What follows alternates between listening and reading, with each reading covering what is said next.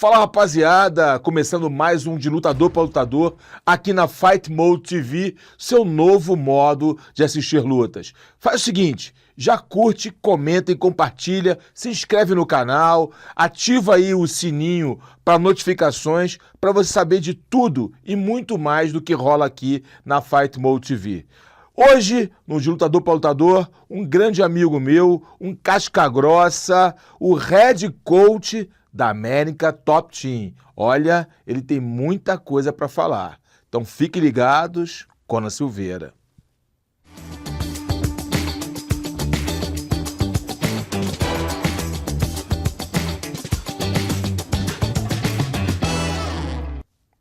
Quero agradecer imensamente pelo convite, Carlão, que na verdade para mim você não é o Carlão, você é o Ptolomeu do meu coração. Chega lá, seu Ptolomeu! Por quê? O monge usa a mesma roupa todos os dias? É porque virou um hábito. Depois tem que contar isso, Exatamente. galera. Exatamente. E para quem não sabe, existe um motivo na qual eu chamo ele, esse apelido fui eu que dei para ele, é o grau de inteligência que ele tem sobre aquilo que ele fala. Por isso é Ptolomeu. Valeu, obrigado, Conan. Irmão, obrigado pelo teu tempo. Eu sei que você está na África do Sul, em Cape Town, né? Tá aí. Exatamente como está aqui. Exatamente. Vai ter a PFL agora, né? Você está aí na parte final de preparação dos atletas. Quem são os atletas que irão lutar? Nós estamos aqui com o Main Event e o Co-Main Event, que é o John Ambler, é a luta principal, e o Co-Main Event é a Dakota Diacheva. Então, já estamos aqui desde a semana passada, né, devido ao fuso horário, são 6 horas de diferença para a Flórida. Então, para todo mundo se acostumar no dormir, no clima, aquelas coisas que são necessárias.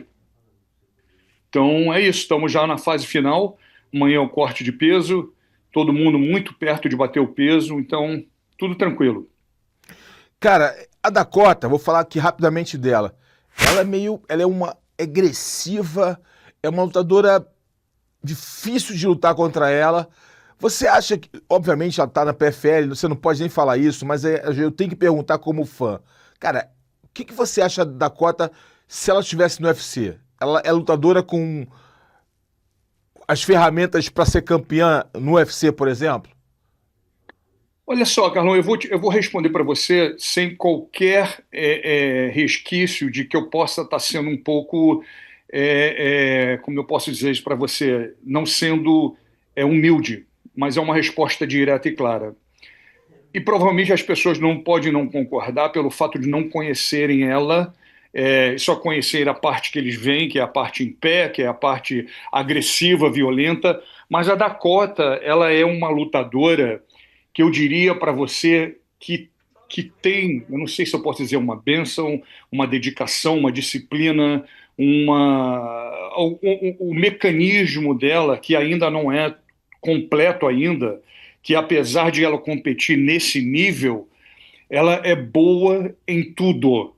Aonde a luta for, se for em pé, se for no chão, se for para botar para baixo, se for para finalizar, a Dakota está completamente preparada. Número 1.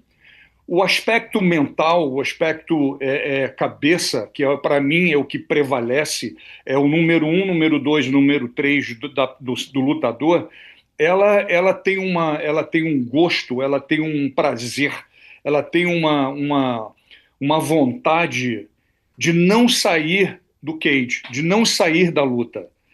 Logicamente, eu estou falando isso tentando trazer a definição da Dakota, porque se ela tivesse no UFC com toda a modéstia, ela provavelmente já seria campeã numa categoria e já estaria prestando atenção em outra. Ou seja, ali no 125, no 135, ela caminha muito bem entre os dois. Então, logicamente, a campeã de hoje é a Kayla Harrison, que é nossa. Se fosse o caso, ela logicamente não iria lutar contra a Kayla, mas se tivesse, com certeza, na minha opinião, pelo que eu conheço e pelo que as pessoas ainda não viram, ela seria campeã das duas categorias. Nossa, impactante isso. Isso aí é insano. Não, eu acompanho ela, né? Vi as últimas lutas dela. Realmente ele é muito agressivo, a gente conhece mais a parte em pé, mas você como treinador falando que ela é completa e tem esse prazer em lutar. E o que você falou é verdade. Tem lutadores que entram no octógono querendo sair. E tem lutadores que entram ali e apreciam cada momento. Isso é verdade. Ela, na verdade, complementando o que eu estava falando, ela tem uma eu seria um relacionamento, vamos chamar dessa maneira, em relação à luta, que ela quer estar lá. Chega a ser até meio, né, meio conflituoso, porque se você vê ela fora do cage, ela é completamente um amor de pessoa. Ela é bonita, fala bem, ela é bem,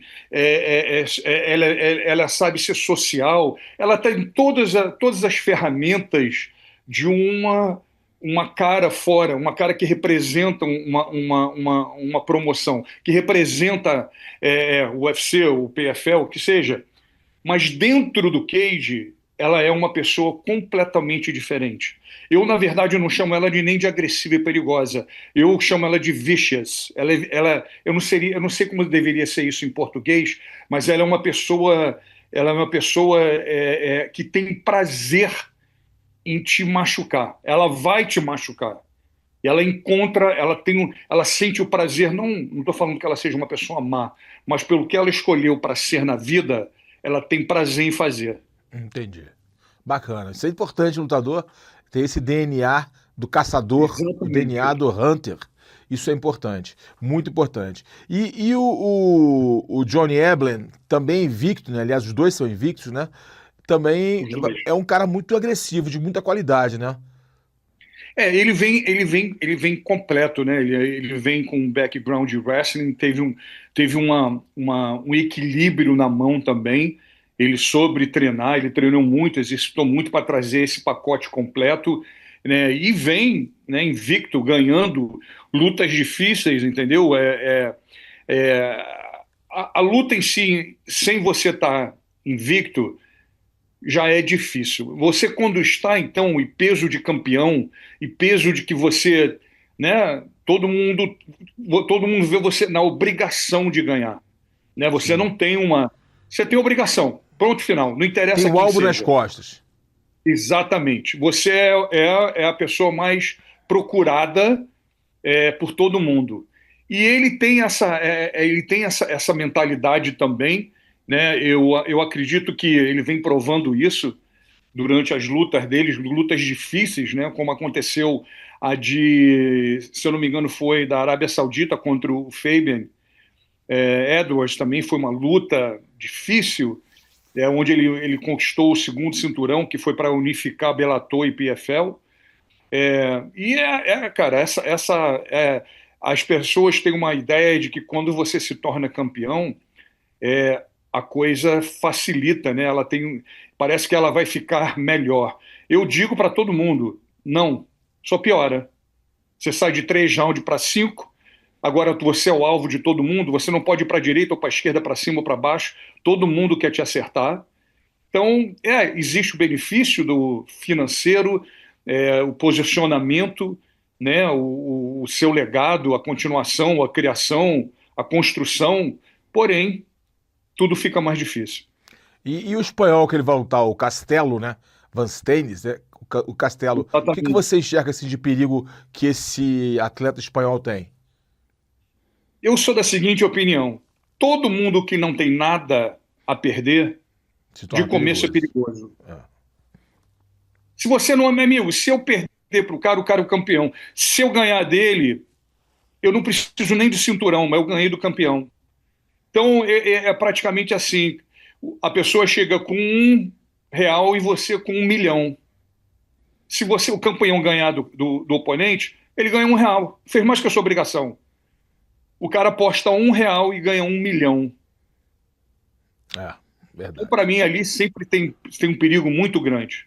Pelo menos é visto durante do treinamento, na preparação, da maneira que eu lido com os lutadores que a gente treina na American Top Team, em situações assim, meu amigo, é perigosíssimo. É perigosíssimo. Eu não tenho nada para perder. Conan, você ficou muito conhecido mundialmente com Respira Pra Mim. Todo mundo Sim. fala muito sobre isso. Como é que foi esse teu insight, meu irmão, do Respira Pra Mim? Que acabou virando, meu irmão, todo mundo até brinca, pô, Respira Pra Mim. E alguns treinadores depois vão falar. Respira Pra Mim. Verdade. 1, 2, Sabe o que 3. acontece? Existe Como é que foi isso? Eu vou É explicar legal. para você. Fala comigo. Porque chega a ser até um pouco engraçado essa pergunta, não vindo de você, mas das entrevistas que eu já dei. Raríssimo, eu não consigo nem me lembrar de uma pessoa que possa ter trazido essa pergunta dessa maneira. Por quê? O que você fez? O que você viu?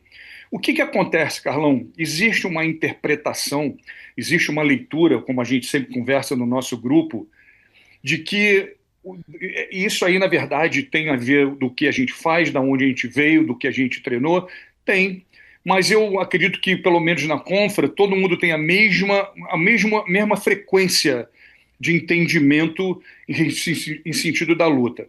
O Respira é uma maneira de você trazer o lutador para um ponto onde ele sai de uma agitação. Então, eu vou te contar dessa maneira. Quando a luta começa, você sabe que o que acontece? O que acontece? Você entra num giro muito grande, né? Os 5 minutos ali é um giro enorme de raciocínio, de reflexo, de resposta, de pergunta, de ação. E se você senta naquele 1 minuto, naqueles 60 segundos, e você não tem uma desaceleração, você não sai. É como se você estivesse participando de uma corrida e você entrasse no pit stop e você acelerasse mais o carro, não desligasse o carro. Como é que eles iam trocar o pneu? Como é que eles iam trocar o óleo? Como é que eles iam fazer uma série de coisas? Naquele exato momento é necessário. Veja só, é necessário. Não é nem questão de você pode ou não. É necessário você desacelerar. Quando você desacelera o lutador, trazendo ele, o que faz ele? A respiração. Eu tomo controle de mim, eu tenho consciência, isso traz uma consciência para você poder entender o que está acontecendo, o que você tem que fazer, o que é necessário você consertar. Porque às vezes a gente vê, e não vou citar nomes, você vê 2 treinadores entrarem no corner, os 2 falarem ao mesmo tempo e coisas diferentes. A minha pergunta às vezes fica, pergunta para ele o que ele entendeu, qual foi a primeira coisa que eu disse, o que foi que o outro falou. Porque o corner, na minha opinião, Carlão, posso estar errado, não é para você treinar a pessoa. Não é para você treinar ele ali em 60 segundos, 1 minuto, é para você reavivar a memória do treinamento que ele fez. Perfeito. Porque o treinamento já foi feito. O ensaio, as questões, as respostas, tudo já foi feito.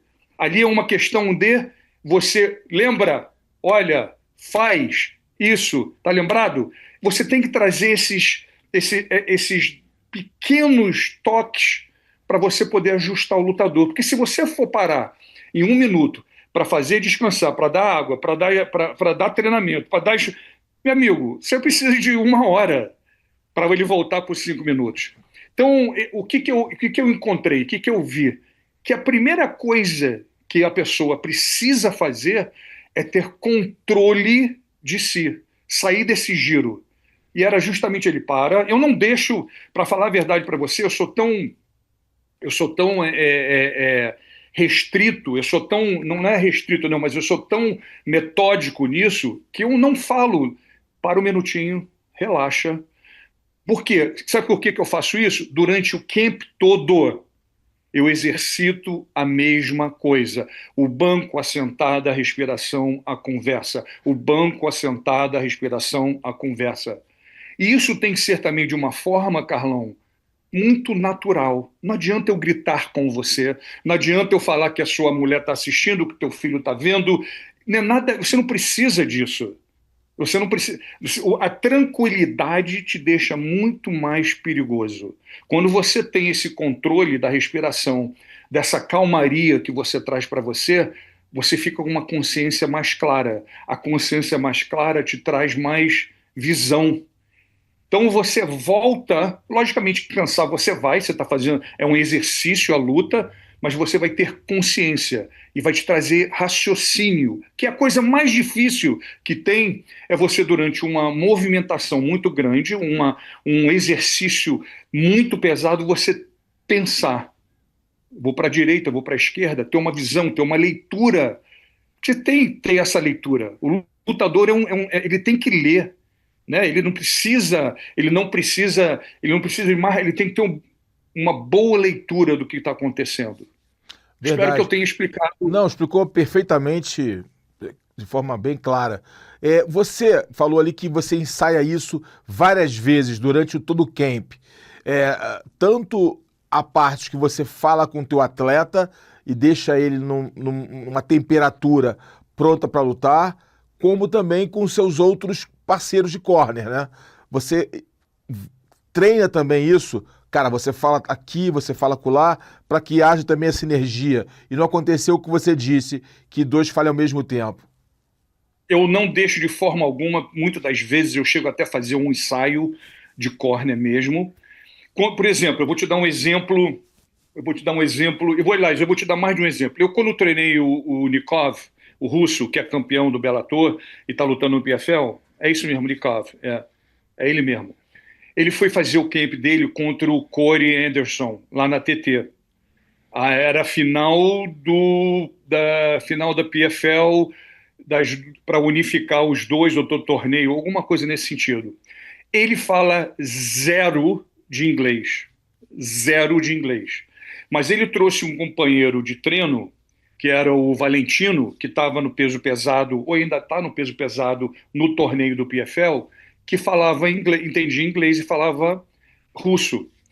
Durante 8 semanas, todas as vezes que eu treinava o Nikov, eu sentava o Valentino do meu lado, ficava de frente para ele, botava a mão no ombro dele e falava com ele para ele falar para o Nikov. O camp todo. Por quê? Porque se eu não acostumasse ele a me entender e entender o que eu estava pedindo, o raciocínio dele para traduzir daquilo lá na luta, no momento da luta, ia demorar 3 horas. Então eu treinei tanto um como o outro para fazer exatamente a mesma coisa. Repetição, senta aqui, papapá, desacelera, aumenta, sai da posição, vai tentar você botar para baixo, tem que responder dessa maneira. Então eu usei palavras, tá entendendo? Usei palavras-chave para que ele já... Então ele se acostumou comigo, falando com ele, para ele poder... Perfeito, a mensagem era saída rápida. Exatamente dessa maneira. Um outro exemplo que eu te dou, eu já mandei coach no meio da luta sair do corner. Vai mesmo? embora. Sai daqui. Já mandei fazer isso. Porque estava atrapalhando ali. Eu não vou citar o nome, mas aconteceu no UFC. Ele, no meio do round, vamos reagir.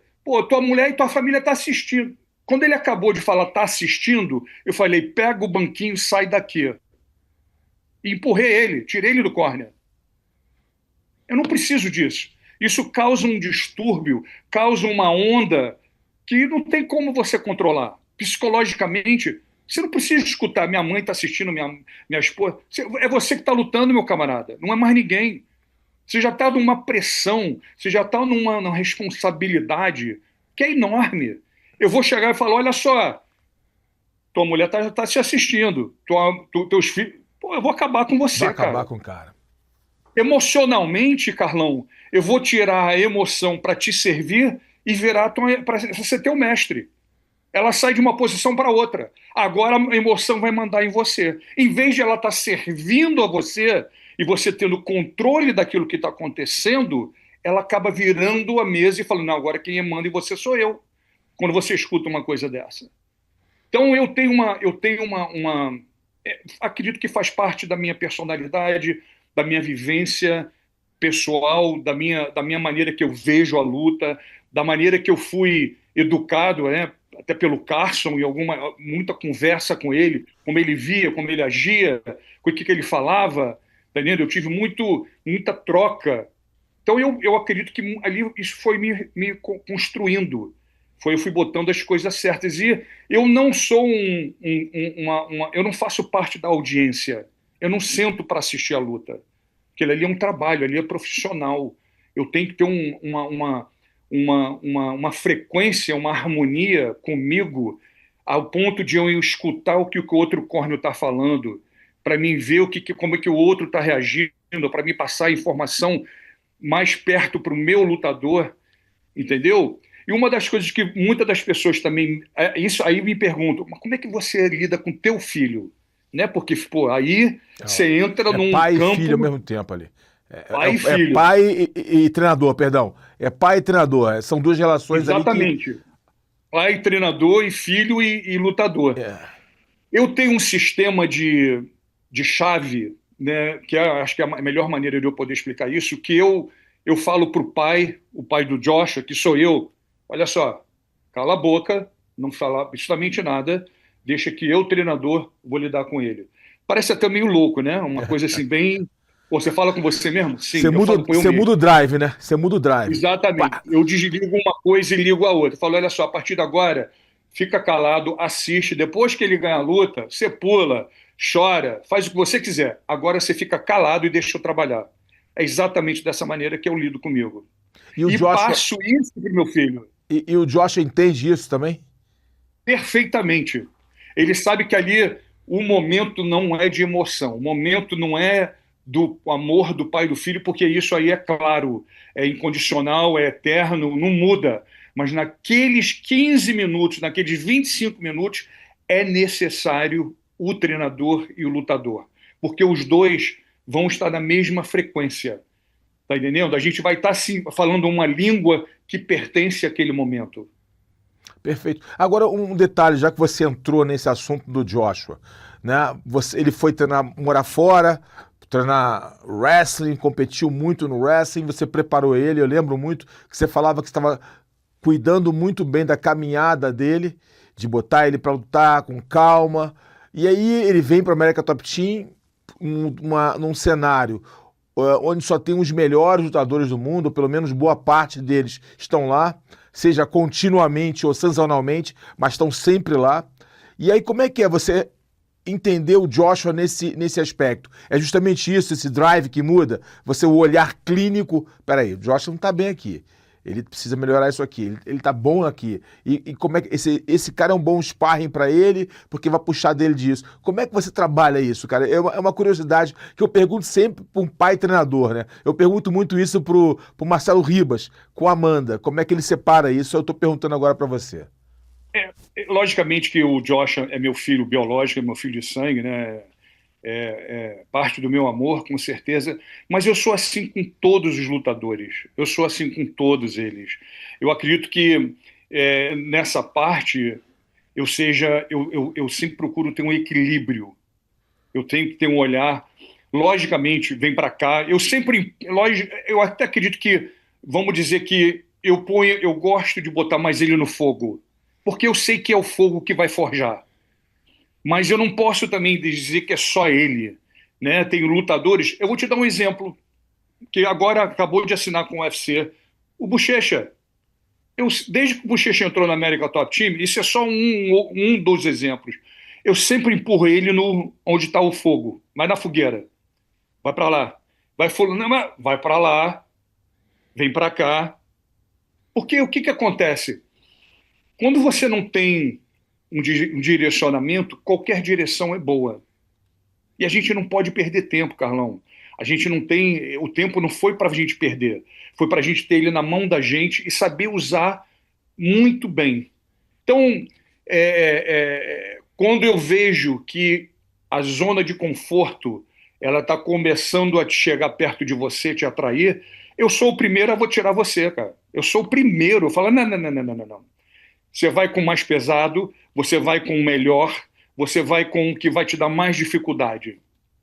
Logicamente, tem suas horas que você precisa ser flexível, né? Você pode Você pode diminuir um pouquinho? Lógico que sim, mas não pode virar uma zona de conforto. Perfeito. Tá entendendo? Então eu acredito que isso é muito. Eu trago isso numa forma de didática muito forte dentro da América Top Team. Não só eu, não, a maioria dos coaches, né? Isso eu não posso deixar de mencionar, tem essa mesma mentalidade.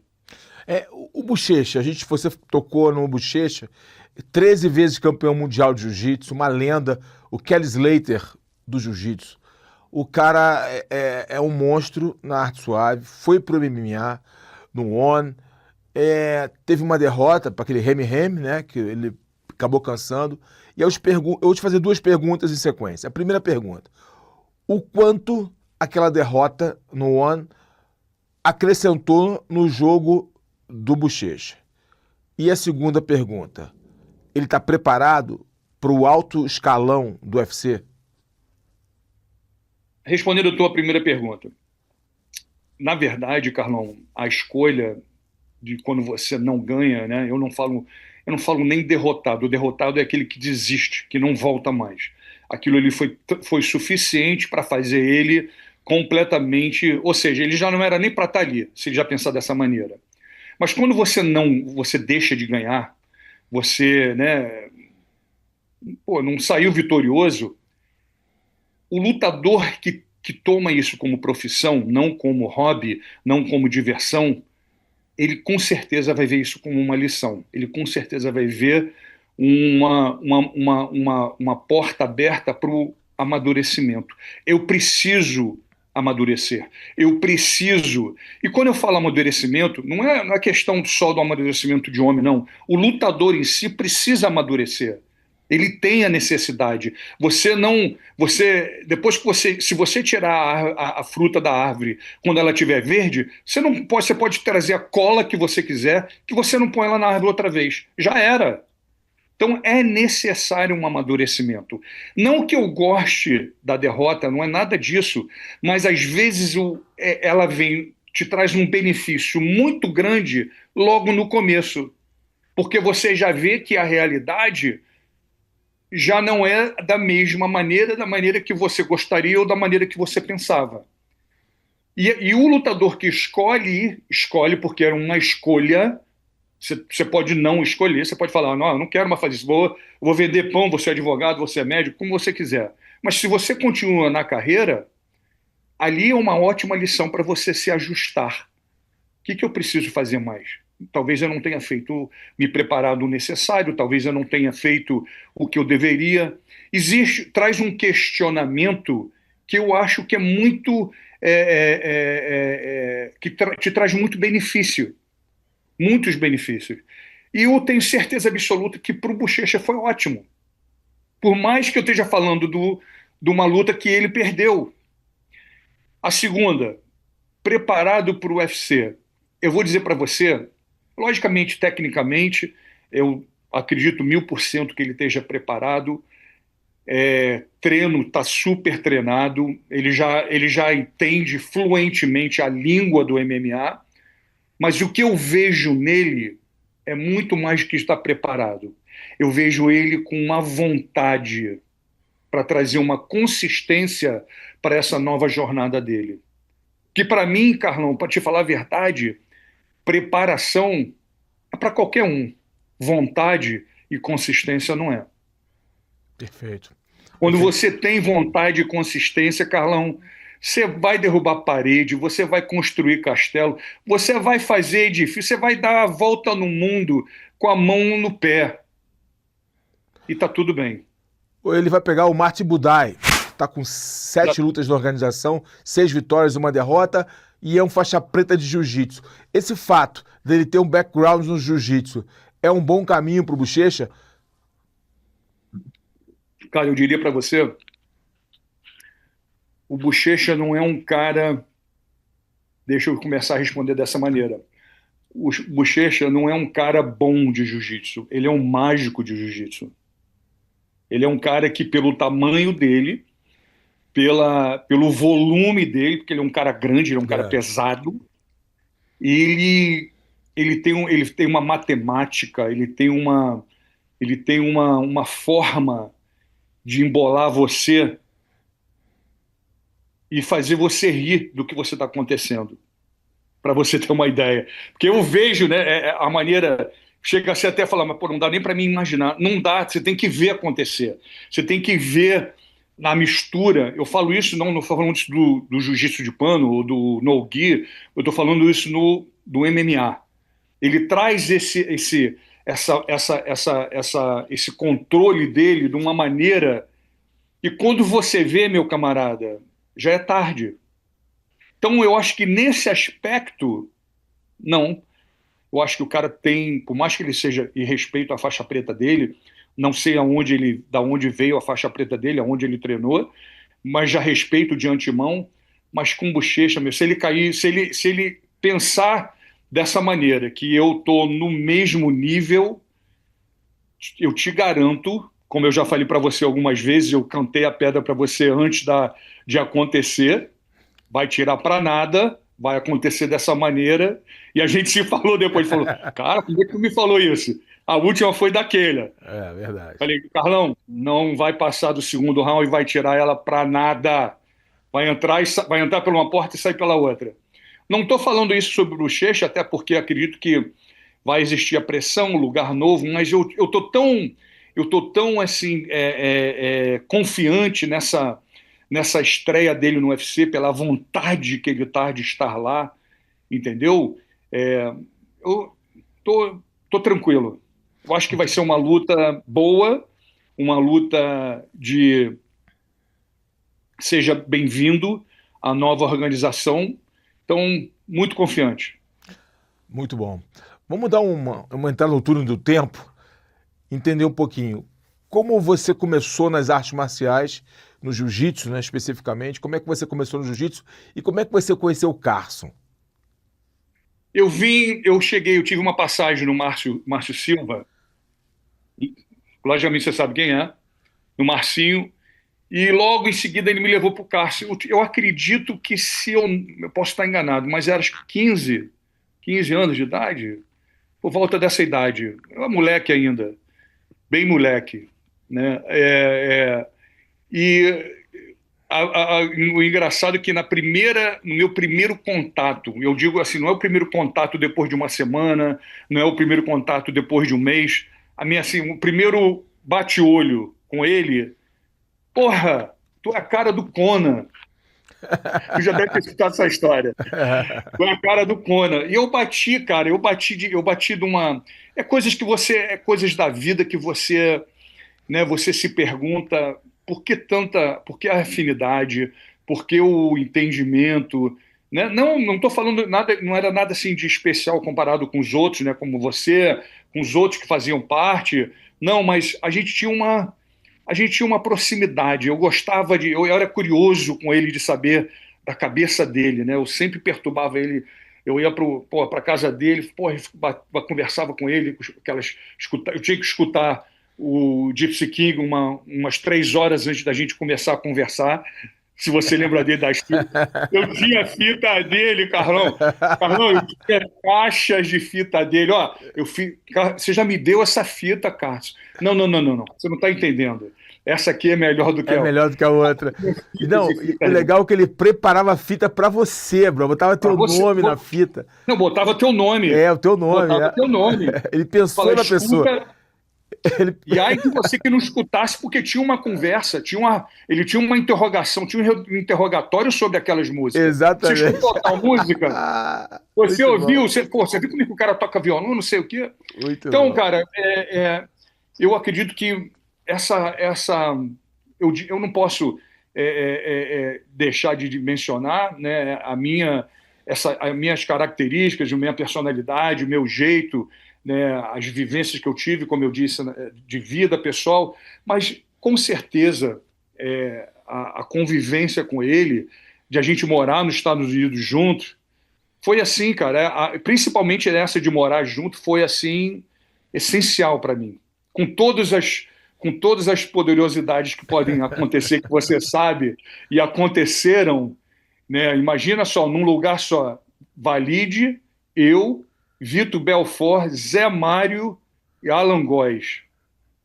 Nossa. com o Carson. Meu Deus. Cara, é um Eu coquetel não sei como é molotov. eu não sei como é que o apartamento não explodiu, Não Carlão. Eu não explodiu. sei até hoje. Alguém não morreu nessa brincadeira. Eu não sei.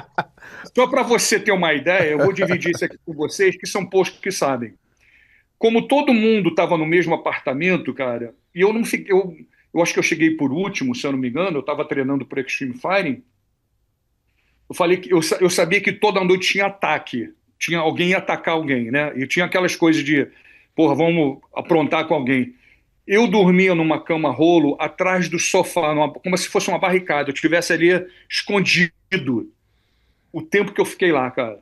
Eu levei uma cama rolo, fiquei escondido. Falei, meu irmão, os caras vão me atacar aqui, mas o espaço é bem pequenininho. Dá pra me Era defender. dessa maneira. Era dessa maneira, entendeu? Era Era sempre muita isso, loucura. o dia todo. Então, pô, chega a ser até meio difícil de falar, mas, pô, foi, e até hoje é para mim, né? Fora a saudade dele, porém, o aprendizado foi assim, eu me sinto muito abençoado de ter tido essa convivência. É difícil falar a minha pergunta, mas tipo, se você pudesse escolher algo específico do Carson, para tua vida, assim, como treinador, o que seria? Ah, Carlão, não é até nem difícil para mim, não, porque eu sempre admirei muito isso nele. Essa, essa compreensão, essa inteligência, esse entendimento de que a luta é tudo e mais um pouco. Eu já escutava, Carlão, você veja só, 90 e... Quando ele veio aqui para os Estados Unidos, 92, 93, ele falava e ele repetia, repetia muitas vezes, falava, Conan, vale tudo, que ele não falava MMA, não nem existia esse nome bonito. O vale tudo é tudo.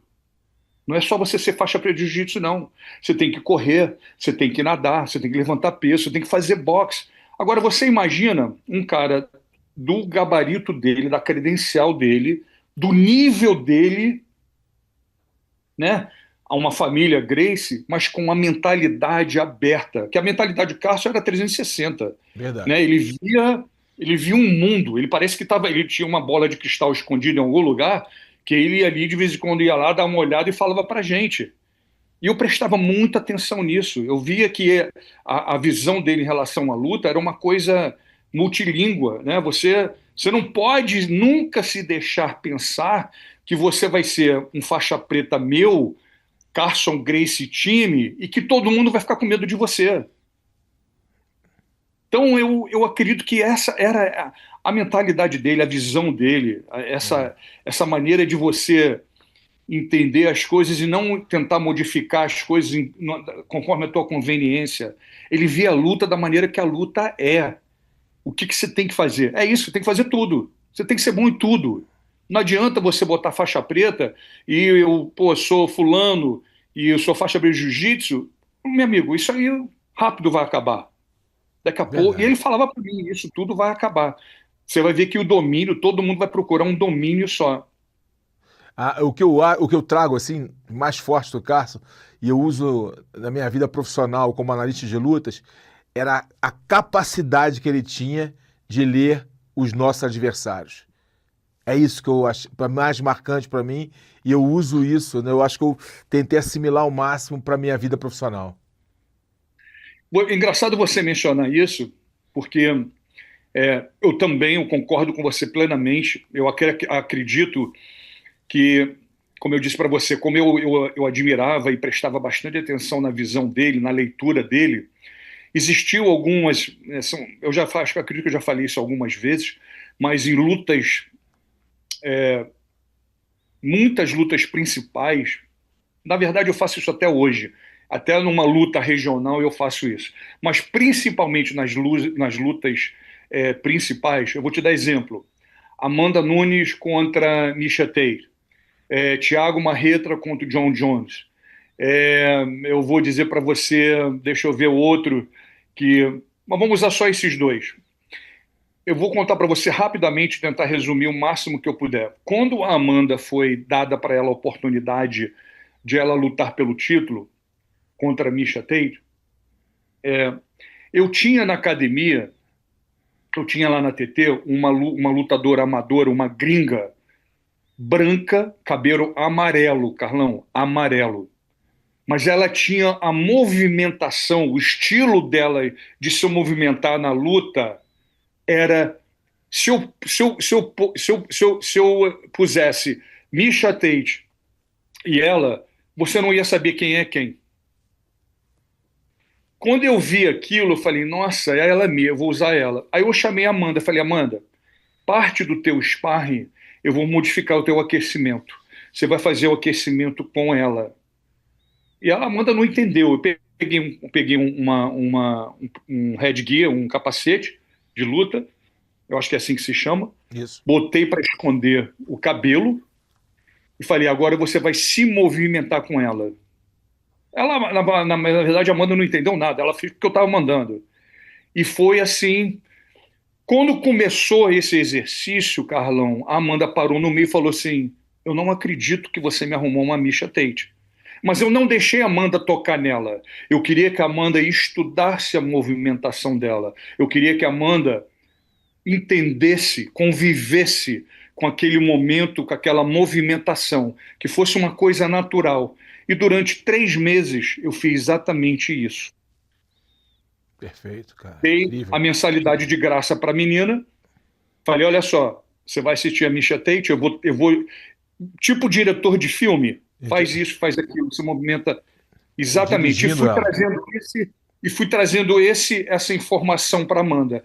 Ou seja, qual o resultado? Quando a Amanda entrou no cage para lutar contra a Miesha, era como se elas tivessem treinado junto por 3 meses. A Amanda praticamente estava 5 passos à frente da movimentação da Miesha, do raciocínio dela. Eu sei para onde você vai. Eu sei o que você está... Então, criou para ela uma identidade, criou para ela uma segurança muito grande. E o mesmo eu fiz com o Marreta. A história do Marreta chega a ser até um pouco engraçada. O Marreta estava 3 lutas, foram depois de 3 lutas seguidas, ele teve a oportunidade de lutar contra o John Jones. Mas nessa terceira luta, ou seja, na primeira luta das 3, eu já senti que essa oportunidade pelos oponentes estava muito próximo de acontecer. E eu tinha lá na TT um lutador de jiu-jitsu da altura do John Jones, da cor do John Jones, só que não era lutador de MMA, era de jiu-jitsu. Aí eu peguei ele, chamei ele na minha sala e falei, olha só, eu vou te dar uma bolsa de graça para você fazer jiu-jitsu na TT. Porém, eu vou treinar você para você ser o John Jones. Ele começou a rir. Falou, você tá maluca? Como é que eu vou ser? Eu sou lutador de jiu-jitsu, faixa roxa, faixa marrom de jiu-jitsu. Falei, não se preocupa, eu não quero que você não vá bater em ninguém, ninguém vai bater em você, eu só preciso que você aprenda a dançar que nem o John Jones dentro do cage. Peguei o cara e comecei a sentar com ele, assistir o John Jones, vamos fazer esse passo, se movimenta dessa maneira, longo. Eu não sabia se ia acontecer ou não, mas eu tinha que estar preparado. Quando aconteceu, eu peguei ele e fiz a mesma coisa com o Marreta. E chamava o rapaz de John Jones para o Marreta escutar isso. Olha onde o John Jones está indo, Marreta. Presta atenção onde ele está se mexendo. Olha a distância dele. E assim eu ia. Eu tenho até esse hábito, né, de... Eu não, além da instrução técnica, eu converso com meus lutadores durante o treino. Olha a respiração, para que está afoito? Para, segura, presta atenção, tenha calma, não tem problema, estamos por baixo, vamos procurar. Não é deixando a técnica de lado, mas dando para você uma clareza. Peraí, e é verdade, é como se você estivesse escutando a voz ali naquele momento, se estivesse tendo um áudio, eu falando para você no treino, olha, era isso que ela vai fazer. E eu chamo os parceiros de treino com o nome dos oponentes que eles vão enfrentar. Porque eu quero que você se acostume. Você vai ter um momento de confronto, você vai ter um momento de cara a cara. E quanto mais você vê, quanto mais você souber, e quanto mais você se sentir seguro, melhor para você. Melhor. Perfeito, muito bom, muito bom. Conan, como é que foi a sua transição de lutador de vale tudo para treinador, cara? Como é que você... É natural que o lutador, após sua carreira, abra sua academia e vire professor. Isso é natural, né? Algo natural. Mas como é que foi essa questão de você virar um treinador, especializar nisso, focar nisso? Como é que foi a sua mudança de mentalidade da visão de lutador para uma visão de treinador? Quando você teve esse insight aí? Eu acredito que, primeiro, né, eu não me considero que eu escolhi a luta, né? Eu fui escolhido pela luta, porque é onde eu me identifico muito. Eu acredito fielmente, não duvidando da minha inteligência ou da minha habilidade, do meu intelectual, nada disso, mas eu estou onde eu tenho que estar. Eu faço o que eu gosto, o que eu amo. E eu tive essa transição, para mim não foi custosa. Foi custosa porque teve momentos que eu já era professor, eu já era treinador de alguns lutadores e ainda lutava. Então, fisicamente dizendo, é difícil você treinar os outros e se treinar. Né? Você tem que ocupar duas. É como se fosse você se fosse fazer os Gêmeos numa novela, você mesmo fazer duas personalidades diferentes. São dois papéis diferentes. Porém, eu acredito que a minha vontade, o meu gosto, a minha paixão sempre foram maior do que a dificuldade. E eu digo para você, Carlão, que eu não me considero, não me permito, me policio muito para não ser um cara que saiba tudo. Eu acredito que a minha melhor habilidade comigo nesse sentido é de me manter aluno, de me manter estudante. Então eu sou um aluno constante.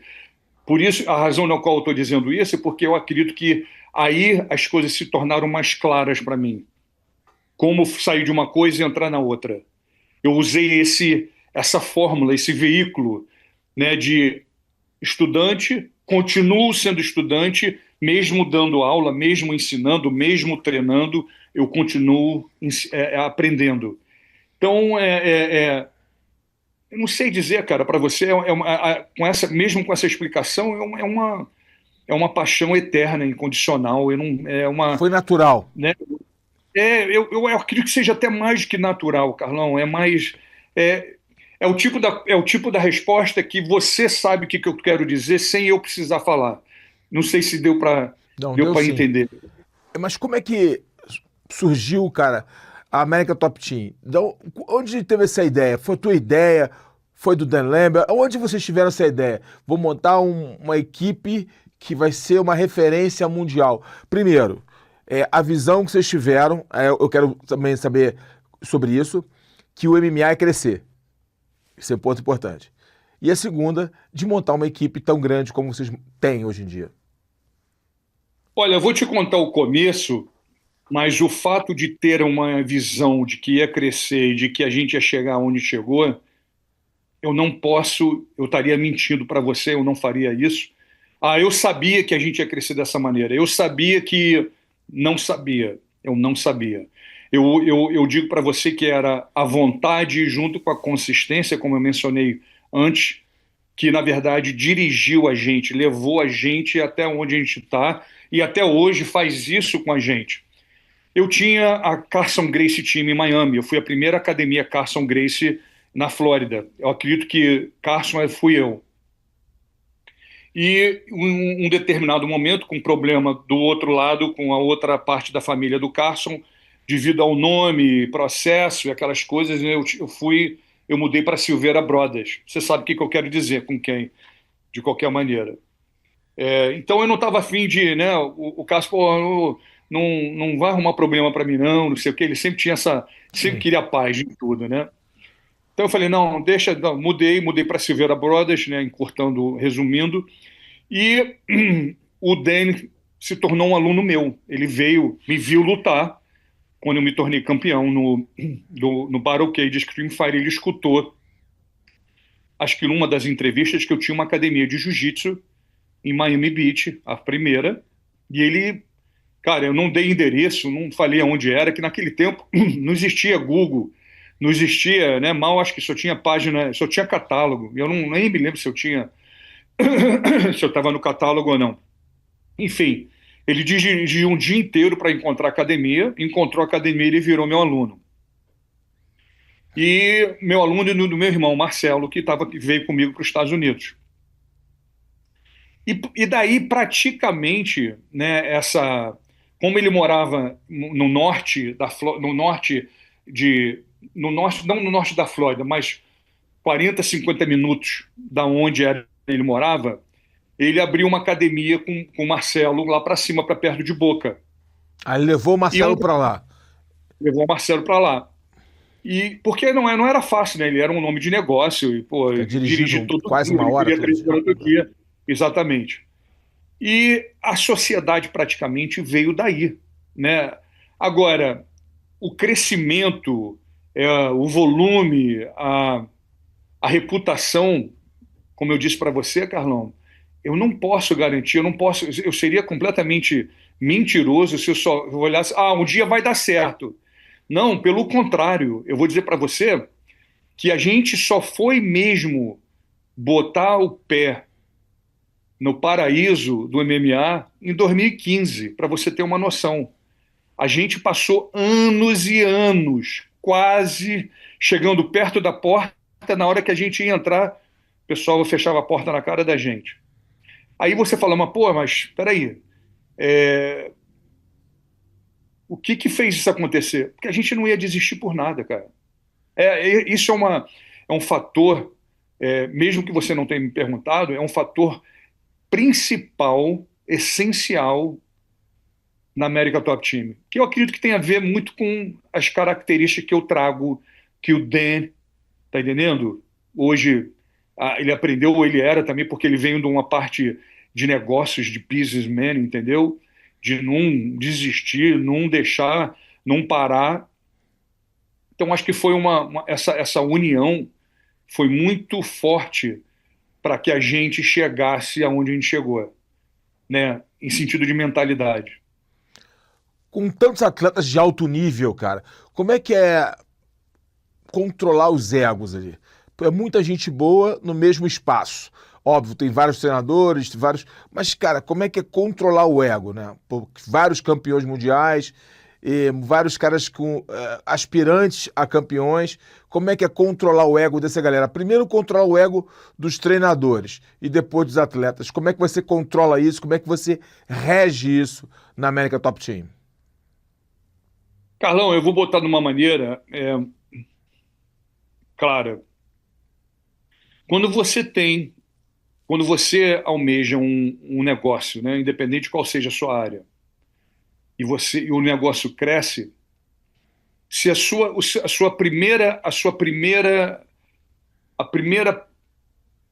primeira lei da política dentro do teu lugar tem que ser igualdade, tem que ser equilíbrio.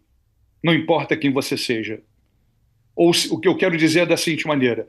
Você fala, então, peraí, o Pantoja, a Keila, o Dustin. Não, existem prioridades. Existem onde a pessoa, pelos méritos dela, elas têm uma certa. Não, elas têm uma certa facilidade, mas não desigualdade. Não é tratado um melhor do que o outro. Não é nada feito mais para um do que não é feito para o outro. E o que rege acima disso é ter a consciência que você não vai conseguir controlar o ego de ninguém se você não tiver uma política forte nesse sentido. Quando você se torna membro do América Top Team, você não se torna um membro, você se torna parte de uma família, aonde o teu sobrenome vira América Top Team. Então, se você não se comportar dessa maneira, se você não agir dessa maneira, se você não respeitar isso, a porta da casa é a serventia de graça. Você vai ser mandado embora, independente de quem você seja. Como já aconteceu várias vezes, tanto de lutador como treinador, se sentir que ele estava acima do time. Não. E isso é uma coisa muito, muito forte na gente. Que a gente sabe que para você manter uma harmonia numa orquestra, cada instrumento sabe o momento de tocar, as notas que ele tem que tocar, quando vão participar. Então tem que ter maestro. Não pode todo mundo sentar ali e tocar o que quiser. Não funciona dessa maneira, nada funciona dessa maneira. Lá você tem uma estrutura, você tem um schedule, você tem uma comunicação, tem reuniões de treinador, tem todo mundo sabe o que fazer na hora que tem que ser feito. Você não abre a porta, entra na minha e fala assim, o que eu vou fazer hoje? Aula 1 ou 2? Não funciona dessa maneira. Independente de camp ou não camp, você sabe aonde que você tem que ir. Você sabe exatamente o horário que você tem que ir. Então, isso tudo faz parte, eu acredito que, respondendo a tua pergunta, isso tudo faz parte de como você lida com o ego. Muito legal. Isso é importante numa equipe tão grande, né? E o lance dos campeões, né? Vocês têm grandes campeões. Essa questão que acontece na sua equipe, principalmente, de caras que podem lutar com o campeão que é da casa. É outra curiosidade que eu tenho e creio que os fãs também tenham. Sempre na eminência de o seu próximo... Vamos dizer, o Horiguchi e o Pantoja. São amigos. Sim. Um é o melhor sparring do outro, mas os caras podem se encontrar se o Horiguchi construir aí uma carreira dentro do UFC. É verdade. Que é isso, primeiro, cara? isso é Eu dei só o exemplo do Horiguchi. Não, foi ótimo, foi ótimo. Mas existem várias situações, várias vezes já aconteceu isso. Isso é bom a gente poder falar sobre isso. E eu respondo isso, a primeira parte da minha resposta, para as pessoas entenderem, para as pessoas entenderem o grau de entendimento que a gente primeiro tem sobre esses tipos de situação, mas principalmente como a gente entende que todos têm o direito de estar nessa situação. E como é que a gente faz isso com o time? Então, por um segundo a gente vai parar e eu vou traduzir isso para uma outra... vou ilustrar para vocês com outros personagens. O Carlão tem 3 filhas. 3 ou 4, Carlão? 4 agora. Né? 4 agora. A sua filha mais velha chegou a hora de ela ir para a faculdade. Carlão foi lá e falou: eu vou pagar sua faculdade, eu quero ver você formada. Aí vem a sua segunda filha, fala: papai, eu quero ir para a faculdade. Não, que isso? Eu não vou pagar outra faculdade, já paguei para tua irmã, pô. Não vou fazer isso, não. Começa a trabalhar, começa a juntar seu dinheiro, você vai fazer. Não que esteja errado. Ou seja, nós, América Top Team, principalmente os dirigentes, eu, Danny e o Rich, hoje em dia, que todo mundo tem esse direito, todo mundo merece esse direito. Então, o que a gente faz? Primeiro de tudo, não tem, fulano está nessa mesma divisão, então você tem que mudar. Você não tem que mudar absolutamente nada.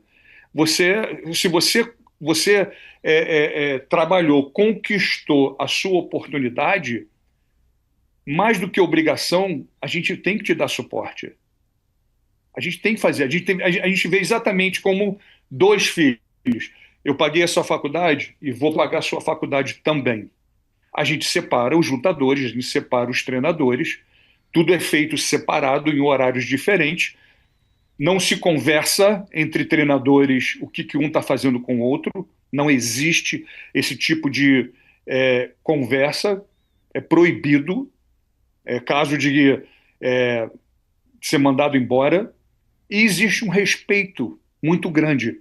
Por exemplo, exatamente agora, eu tenho Chris Duncan, que vai lutar contra o polonês, eu esqueci o nome dele, no UFC, não sei qual é esse UFC, acho que é o UFC Abu Dhabi, eu esqueci o nome dele. Carlão, os 2 estão dormindo no mesmo dormitório. Caramba. Eles se encontram no café da manhã, se encontram no almoço, se encontram na janta, mas cada um treina num horário com treinadores diferentes. Você fala assim, mas porra, que loucura! Não, não é. É a consciência de entender, completamente compreender que você tem a sua oportunidade.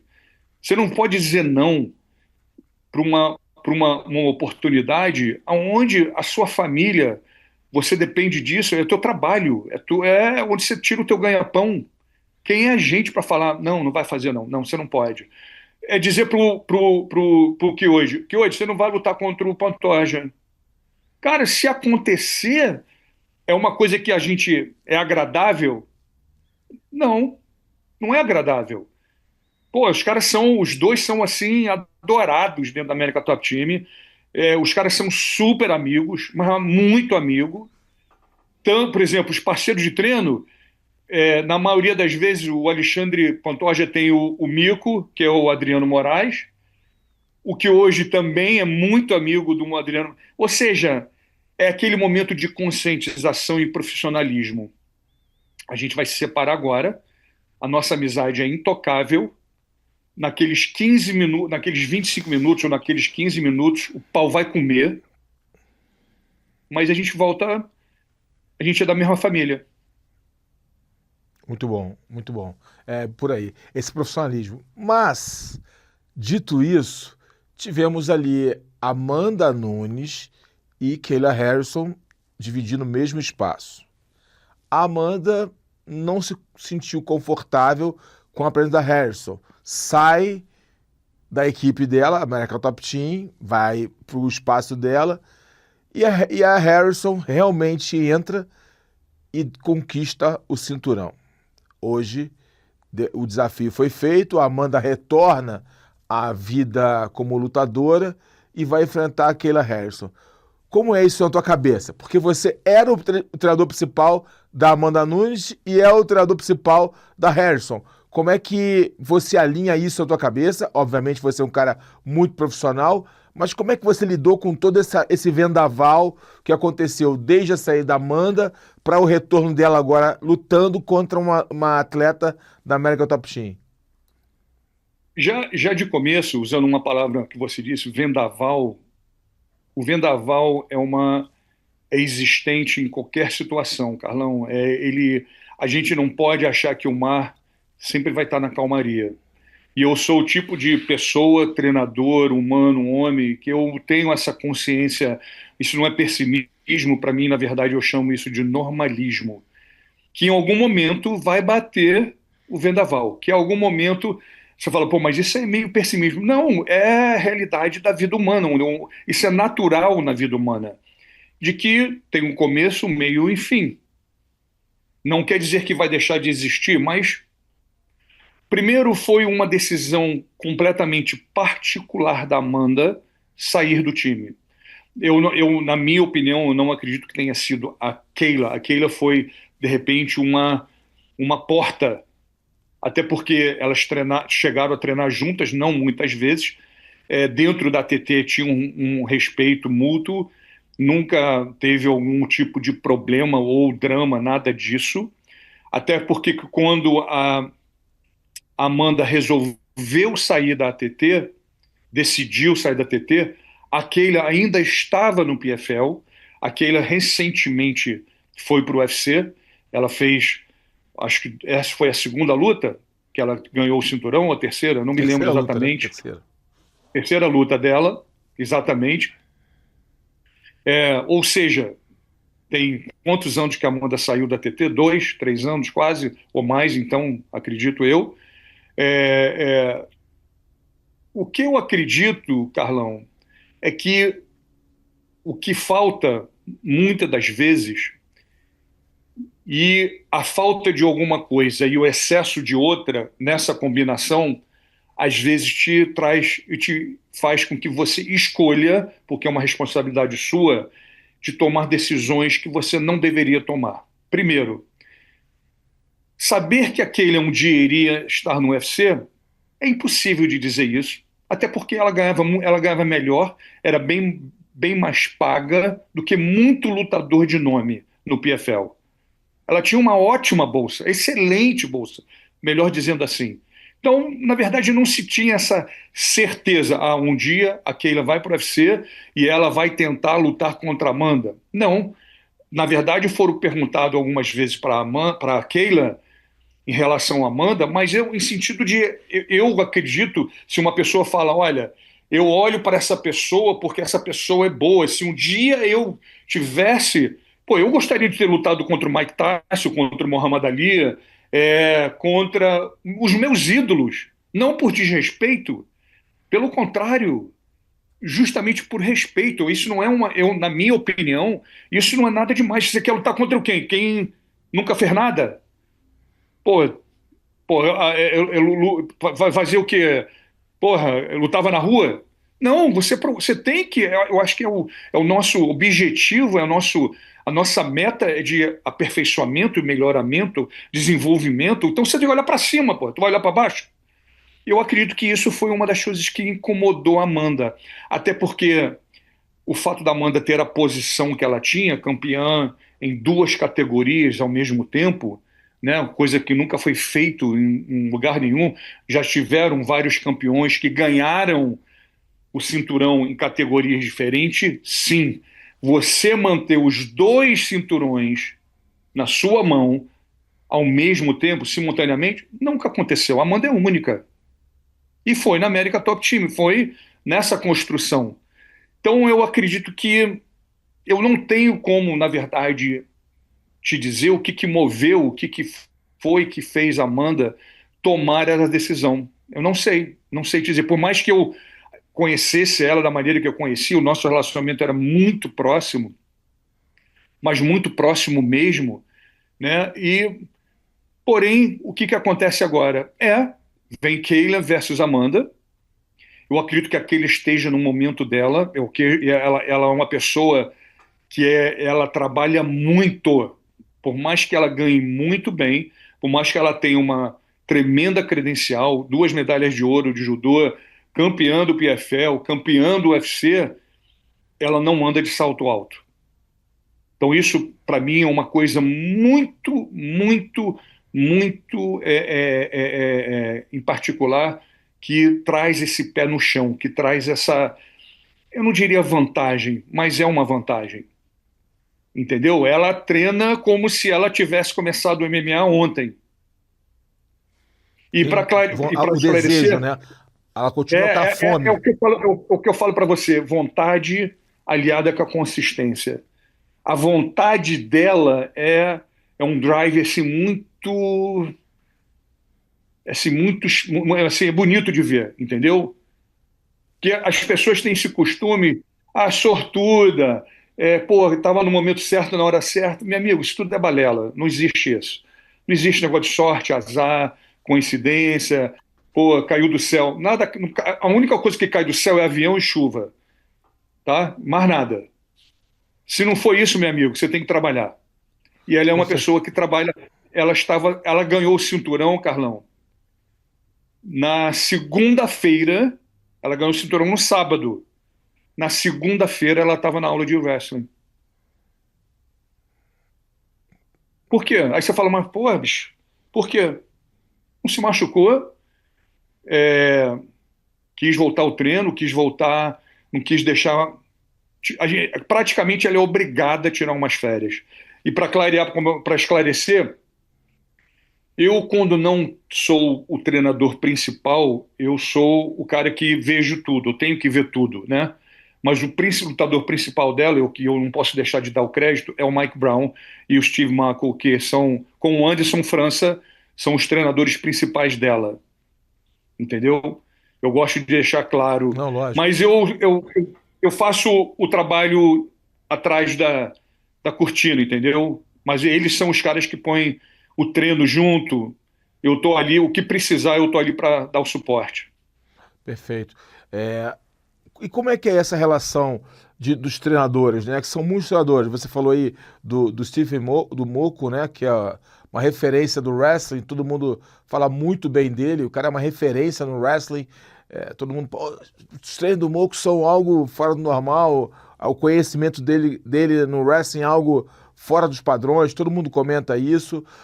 O Anderson França, não se fala, o cara é um craque de Muay Thai, forjou o Edson Júnior, o Marlinho Moraes, a gente não tem que falar. O Mike Thomas Brown foi campeão no WEC, é um cara que parece ser muito inteligente, né? A gente vê a forma que ele instrui os atletas e como os atletas confiam nele, a gente observa isso por trás das câmeras, como ele é inteligente, como ele trabalha bem essa comunicação, até mesmo por ter estado lá dentro do octógono. Aí eu falei algum deles, mas a gente tem tantos outros, Macarrão, enfim, tem uma galera, Parrumpinha, uma galera de altíssimo nível. Como é que essa interação com eles, reuniões, troca de informações, como é que é essa reunião? É uma curiosidade que eu tenho aqui como fã do esporte, como é que é, cara, tem muitos treinadores, porque as equipes normalmente são 3, 4 no máximo, mas vocês têm aí uns 5, 6, 8, 10 caras de altíssimo nível treinando no grupo. Como é que é isso, cara? Na verdade, a gente está perto, Calão, de 15 ou 20, né? 15 ou 20, tem olha, aqui. O dobro que eu falei. Uma característica que eu gosto muito, eu tenho orgulho de falar isso, não que, bom, eu esclarecer que o fato de você não ser lutador não te faz um mau professor. Não, na verdade, eu acredito que se você não foi o lutador, você vai falar a língua, mas você não vai falar completamente fluente, porque vai faltar aquela partezinha daquele entendimento que só você como lutador entende. Minha opinião, opinião do Conan Silveira. Uma coisa que eu me orgulho muito, primeiro, é esse entrosamento. São línguas diferentes, personalidades diferentes, países de pessoas que vêm de países diferentes. Porém, a gente volta naquele sobrenome. Primeiro, é o mesmo sobrenome para todo mundo. América Top Team. Mike Brown, América Top Team. Conan, América Top Team. Steve, América Top Team. Então, o que acontece? Para tudo funcionar, é necessário comunicação. Se você não tiver comunicação, se você não tiver uma coisa constante, e não é a questão de eu treinar fulano, é a questão que, mesmo que eu não treine fulano, o outro treinador também é responsável pelo aquele que ele não treina. Se ele vê alguma coisa, se ele percebeu alguma coisa que esteja acontecendo em algum treino dele, ou ele passou, viu aquele fulano que estava treinando de uma maneira errada, ou então não estava fazendo uma coisa certa, é mais do que a obrigação dele dividir com os outros, ou até com o treinador responsável por ele. Eu desenvolvi uma estrutura, eu desenvolvi um formato chama-se CIC. Em inglês seria Coach in Charge. Todo lutador na América Top Team, Carlão, não tem, a gente tem uma variação de 80 a 120, né? Isso aí vai subindo, descendo, subindo, descendo, subindo, descendo. Todos os lutadores, sem exceção nenhuma, têm um treinador responsável. Como é que é feito isso? Como é que é escolhido isso? O lutador, como é que se fala isso? Não é intimidade. Não somente na característica, pela afinidade. Tem gente que você tem mais afinidade. Exatamente. Então, você, na verdade, diretamente acaba escolhendo o cara que é responsável por você. Por que isso? Porque em vez de o Carlão chegar para o Steve Mako, para o Mike Brown, para o Parru, para o Macarrão, são 5 treinadores aqui. Tem que ter um na frente. Esse um na frente, que é o responsável, é o que vai manter a comunicação entre você e os outros treinos. Ele vai armar para você o teu sparring, o teu horário. Se ele, por exemplo, o Mike Brown fala para o Anderson, a Keila vai treinar com você, tal horário. Você tem esse horário? Tenho. Então, Keila, Anderson, Keila, Steve Mako, Keila, e assim vai. Então, a coisa funciona numa calmaria, numa orquestra. Todo mundo sabe a nota, todo mundo sabe o momento, todo mundo sabe o horário. E essa, por Por exemplo, toda semana a gente tem uma reunião de treinadores. É meia hora, 45 minutos na segunda-feira, onde só pode ser treinador. Vamos conversar. Quem está vindo, quem não está vindo, quem está matando, quem está fazendo fulano. Tudo que você possa imaginar é trazido para aquele momento de reunião. Antigamente era 2 vezes por semana, no começo e no final. E como o entrosamento a gente foi logicamente tendo, acostumando um com o outro, então já é uma coisa, às vezes a gente não precisa nem falar muito, já é quase que uma telepatia, a gente faz 1 vez por semana. Mas a comunicação é constante, o grupo no WhatsApp tem tem vários não tem como você não saber o que está acontecendo, mesmo que não tenha nada a ver com você, você vai ficar sabendo. Legal. Então Então há uma interação, né? Todo mundo sabe tudo. É uma operação, cara. Grande, grande. Uma empresa, pô. Uma empresa. Uma empresa. Sim, sim, mas é uma coisa que flui muito assim, muito suave. Mas é uma operação grande, porque são muitos treinadores, muitos atletas. Você precisa ter ali um gerenciamento muito grande para que as coisas fiquem na harmonia, né? A mesma sinfonia. E uma coisa também que é interessante dizer, porque quem assiste, quem vê, fala assim, pô, mas então os caras, é tudo sim, é tudo pode. Não, tem muito não. Tem muito agora não é a hora. Tem muito, você vai esperar um pouquinho, entendeu? Tem muita coisa que acontece que é necessário ter uma mão forte. Você tem que ter uma mão forte. Perfeito. Conan, com a tua visão como treinador, como ex-lutador, como observador do esporte, como é que você vê o crescimento dos últimos 10 anos do MMA? E quando eu falo crescimento, eu não falo só no trabalho feito pelo UFC de crescimento global da marca, mas eu falo em termos aspectos técnicos, porque hoje vemos lutadores campeões de vários lugares do mundo. Antigamente a gente tinha ali uma concentração Brasil, Estados Unidos, Rússia, né? Mercado russo lá. E hoje não. A gente tem sul-africano, australiano, enfim, lutadores do mundo, japoneses, chineses, caras do mundo inteiro lutando bem, em alto nível, ranqueados.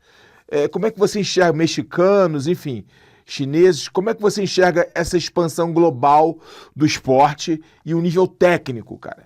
Porque não tem mais esse papo, fulano é do Brasil, então é bom. Não. Tem um cara que lá da América, do Chile, muito bom. Tem um cara lá da China, muito bom. Um cara da África do Sul, muito bom. Enfim, como é que você, como observador global, um cara que vive e respira, luta, enxerga esse crescimento? Eu vejo esse crescimento e acredito que há muito tempo já, Carlão, não como, na verdade, primeiro como um esporte. Eu não acredito de forma alguma que o MMA ainda é um esporte. Eu acredito que o MMA é uma ciência e tem que ser visto de uma maneira bem, bem laboratório. Eu gosto muito desse alto nível, esse equilíbrio que fazem com que, como você mencionou, antigamente existia o domínio só de alguns lugares. O Brasil, a Rússia. Hoje em dia, meu amigo, todo mundo fala a língua do MMA fluentemente. O que eu gosto, existe um ponto principal nisso, por isso que eu mencionei a parte ciência, é porque vai chegar um momento que a parte mental, que até ainda não é visto da mesma maneira, ou visto da maneira que deveria ser visto, que vai tomar a consciência, o entendimento de todo mundo. Por que eu digo isso? Aquela aparência de que talento, de que o lutador daquele país, ou então porque ele veio daquela academia, já acabou, já não existe mais. O completo pacote fechado, completo, é justamente aquela mentalidade que traz é feita de carro-chefe para a técnica, pelo condicionamento, para o estudo da luta. o MMA ainda, e está muito perto disso acontecer, acredito eu, na minha visão, que vai ser necessário entender que é estudo. Você tem que estudar, você tem que entender o funcionamento do ser humano, você tem que entender, né? Eu posso até, de uma certa maneira, Carlão, generalizar, não só para o MMA, mas em geral, né, para a profissão que você escolher. Se você não tiver essa cabeça, se você não tiver essa mente dessa maneira blindada, dessa maneira esclarecida, eu acredito que vai ser mais rápido ainda de você sair pela porta que você entrou. Eu adoro essa competição onde na África do Sul os caras estão muito longe. Não, meu amigo, dá uma olha para você ver se não, os caras não nocauteiam você. Vê se os caras não correm atrás. O Dricos du Plessis está mostrando pro mundo. E aí, cara? Exatamente. E surpreende. Mas por quê? Porque o cara é abençoado. Não tem nada de bênção aí. Não é abençoado. Porque aí você tá completamente desvalorizando o trabalho, o esforço, o sacrifício que ele tem feito e faz para chegar onde chegou. Perfeito. Então, quanto mais a gente se conscientizar disso, quanto mais, especialmente, os treinadores, eu ainda acredito que a gente ainda tenha na nossa cesta de maçã muita maçã podre, muita coisa ainda que precisa ser jogada para fora. Mas isso é tempo. Concordo com você. Você eu acho que o caminho é esse. E eu vou te perguntar em cima disso. O Brasil, a gente está aí 10-0 negativo em lutas principais. E as pessoas começam a falar que o MMA brasileiro está em crise, que eu discordo completamente, porque se você olhar o panorama dos rankings, temos brasileiros chegando em todos os rankings, basicamente. Tanto masculino como feminino, temos brasileiros destacados. O lance do main event, para mim, é mais emocional. Trabalhar a mentalidade de uma luta de 5 rounds, do grau de importância, seja pro cinturão ou um main event, que você carrega o card nas costas. Então, eu acho que mais pro lado emocional, psicológico. Dito isso, você não acha que o momento que o MMA está vivendo, além do estudo, de estratégia, dos números, da aplicação da tática, né, na hora da luta, é preciso que haja um acompanhamento de um coach, um psicólogo, um terapeuta, o que foi, alguém que trabalhe com a mente humana de uma forma mais profunda, da mesma forma que tem um treinador de striking, de grappling, um head coach, tem um cara ali dentro do camp trabalhando a mentalidade desse atleta. Você acha que esse profissional ainda está faltando no esporte? Sim, porque está faltando no esporte e não porque os treinadores em si deveriam, na verdade, escolher, procurar entender essa parte melhor. Quando você lida com o atleta, quando você tem esse convívio, eu vejo que, na minha opinião, e eu gosto de falar isso claro, é muito necessário você entender esse funcionamento. A luta não é só chutar e socar, não é só chão. Não é, para você, isso aí é consequência daquilo que você faz.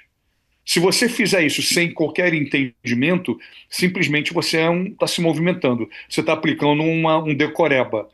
1, 2 no saco de bater vai dar a mesma coisa. Agora, eu acredito que exista, em relação a, como você citou, no Brasil, uma falta de interesse. Eu acredito que essa falta de interesse parece que traz uma falsa garantia de que um dia a gente já foi bom e que a gente vai viver nessa reputação daquilo que a gente já não é mais. A gente pode vir a ser, como você falou, tem vários lutadores brasileiros se aproximando, porém, eu acredito que essa desimportância que é dada traz um atraso. Eu vejo também uma grande parte ainda, não como antigamente, eu acredito que esteja melhorando, até porque o que acontece? Como o Brasil é parte desse movimento global, não é sobre o Brasil, ele é parte desse movimento que movimenta o mundo, acaba quase que, se você não fizer por espontânea vontade, você vai fazer por obrigação. Você vai ser obrigado, senão você vai ficar para trás. Você sempre vai ser o cara do último lugar na fila.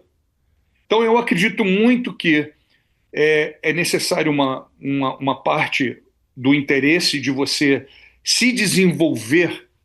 Quem é você como treinador? O que você sabe? O que você aprende? Será que você é um mestre que nunca está errado? Você é tá entendendo? O cara que, meu amigo, sabe de tudo? Eu já não concordo com isso. E também existe para mim uma grande parte do ego envolvido. Parece que para alguns treinadores, né, como eu estou usando o Brasil porque foi a parte que você disse, tem mais interesse de se mostrar do que, na verdade, ter consciência que ele está ali para o lutador, pelo lutador, não por ele. Ele foi convidado a fazer parte do sonho do outro. Então, se você não tem essa consciência, seria a mesma coisa que eu chegasse para Dakota e tentasse fazer um script e falar para ela, depois da luta, olha só, fui eu que disse para ela para fazer a combinação 325.7 e agir dessa... Não, veja só. Ela me convidou para fazer parte desse sonho dela. Então, se eu aceitei, é minha responsabilidade, mas, primeiro de tudo, conscientemente, não é sobre Conan Silveira, é sobre a Dakota. Por mais que isso tenha influência minha, por mais que tenha o sonho, quem senta no carro para dirigir, não sou eu, é ela. Eu acredito que o treinador tem que ter essa consciência, ele tem que ter esse entendimento. Não sei se eu respondi. Não, eu entendi perfeitamente. Entendi. Você acha que o treinador que tem que buscar essas ferramentas para poder desenvolver ele primeiro como pessoa e depois passar isso para os atletas? É um desenvolvimento do profissional, professor, treinador, para que ele mesmo comece a entender essas ferramentas que possam ser usadas para os seus atletas melhorarem na parte psicológica, que é uma falha, Exatamente. um gap muito forte. É como um exemplo bom para a gente usar. Lembra do nosso tempo que tinha academia de jiu-jitsu e tudo que era esquina? O Cássio fala para mim, você quer faixa preta? Custa R$10. Compra lá. Então, a questão, cara, é o seguinte, e o que é o faixa preta na realidade? É o cara que nunca desistiu e entende que quando ele chega na faixa preta é que, na verdade, tudo vai começar. O começo não é na faixa branca. A faixa branca não é o começo. A faixa branca é parte do aquecimento. A azul, a roxa, isso é aquecimento, meu camarada. A quantidade de conhecimento que você vai adquirir começa na faixa preta. Exatamente. Então, eu acredito muito que o dia que essas coisas se encaixarem melhor, elas forem mais vistas, elas forem mais dado mais importância, nossa, vai modificar muita coisa. E os Estados Unidos? Hoje, dificilmente aconteceu isso, eu não lembro de ter acontecido isso nos últimos anos. Os americanos não têm nenhum tirando a Kayla no feminino, no masculino, nenhum americano dono de cinturão com a saída do John Jones. E pior, se você olhar os rankings, não tem nenhum americano com reais condições de obter o cinturão no próximo ano. O mais próximo que você pode pensar é o Sean Brady, que é um cara que ganha, tal, tem um jogo impositivo, e se casar ali, os números casarem, ele pode ali ganhar um cinturão. Mas também é um dentre muitos da categoria. Caso à parte. Um caso à parte. Como é que você enxerga isso nos Estados Unidos? E você como americano, né? Naturalizado americano, como é que Sim. Como é que você enxerga isso no cenário americano? E como é que o americano fã, que é um fã hardcore, tá entendendo isso? Esse momento ruim do MMA nacional, né, no caso dos Estados Unidos. Carlão, pelo fato de não ter um americano campeão, a não ser a Kayla, na verdade, eu não acredito que seja ruim. É justamente, até porque a mentalidade americana, ela não é no sentido de, tem alguém fazendo melhor, então a gente agora está ruim. Não, a gente não vê dessa maneira. É visto da seguinte maneira: os outros também estão ficando bom. Cada vez mais a competição está ficando cerrada. Cada vez mais tem outras pessoas que estão estudando mais. Isso, na verdade, vai provocar uma onda. Na verdade, existe um benefício maior do que malefício. Por quê? Porque quanto mais você vê que os outros estão se aproximando, mesmo que você esteja fazendo o teu melhor não está sendo melhor mais. E é necessário que você se reconstrua, que você procure mais, estude mais, melhore mais. Então eu não vejo como ruim, eu vejo como bom, como eu disse para você, eu acho muito interessante, eu gosto muito desse desequilíbrio, dessa gangorra, que vai para um lado, você não sabe para onde vai. Daqui a pouco tudo muda. Daqui a pouco a gente vai estar fazendo um outro bate-papo, você fala, pô, agora tem 3 campeões mexicanos, um japonês e um indiano. Não, da onde que veio o indiano? A gente não sabe. Esse mundo do MMA, esse mundo da luta é um mundo fascinante da ciência. Você não sabe qual é a fórmula que está sendo feita, está sendo criada nesse momento, que a gente vai falar, da onde é que veio isso, meu camarada? Ele é melhor do que o fulano. Como é que ele pode ser melhor? É exatamente isso. Eu vejo até, eu gosto. Eu acredito que isso impulsiona muito aquilo que a gente faz. Legal. Agora, a gente tem um quadro aqui, né? Estamos finalizando o nosso papo, a gente tem um quadro aqui que a gente chama de manopla. Já está acabando, Carlão? Tá bom, né? O papo, né? Dá para ficar muito tempo bicho. aqui. Tem um quadro que a gente chama aqui de manopla, né? É um bate-bola. Eu levanto a manopla, você bate rápido lá. Faz manopla ainda, Conan?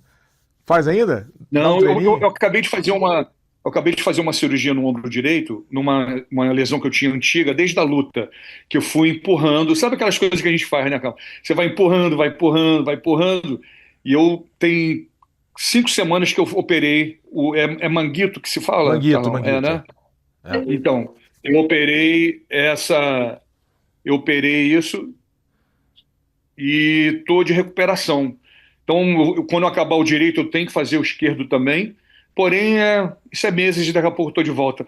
Não, eu faço um pouco de wrestling com o Joshua, eu faço minha rotina de pezinho, eu faço umas posições. Eu gosto mais do no-gi. Hoje em dia, para quando tu é coroa, melhor no-gi, né? Porque é mais fácil escorrer.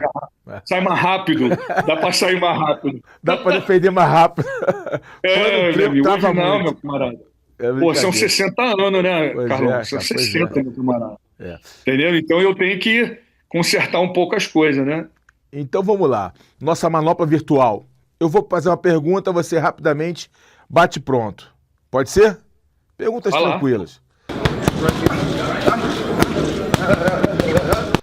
Momento mais marcante da sua carreira. Mais marcante da minha carreira? Cara, eu posso botar em plural, filhos? Sim, pode, lógico. Maior lutador... Filhos. Maior lutador que você já treinou? Mas aí é difícil, no meu caso, não é que eu esteja querendo ser...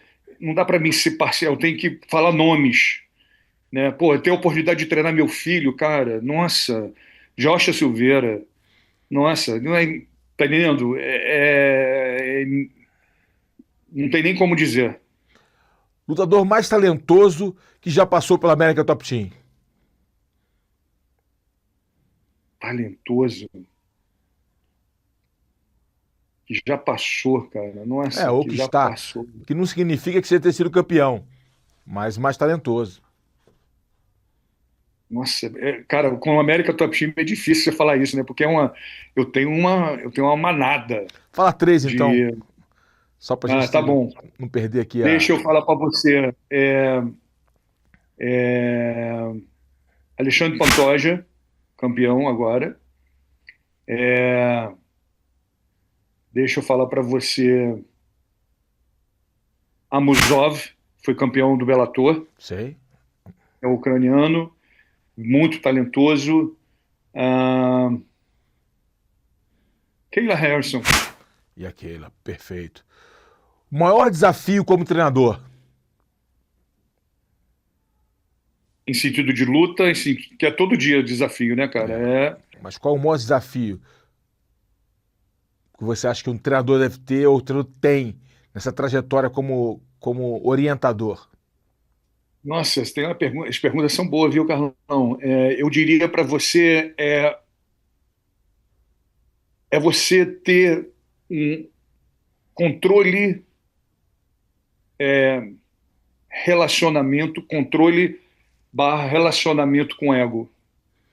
Perfeito. Qual foi o maior conselho que o Carson Gracie te deu?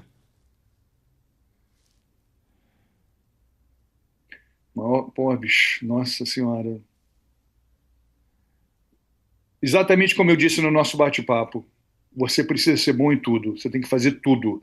Faixa preta só serve para amarrar o kimono. O que você mais admira em um lutador?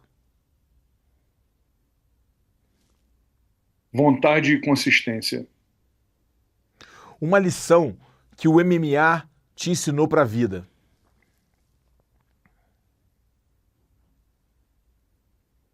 Eu não gosto nem de falar essa palavra, viu, Carlão?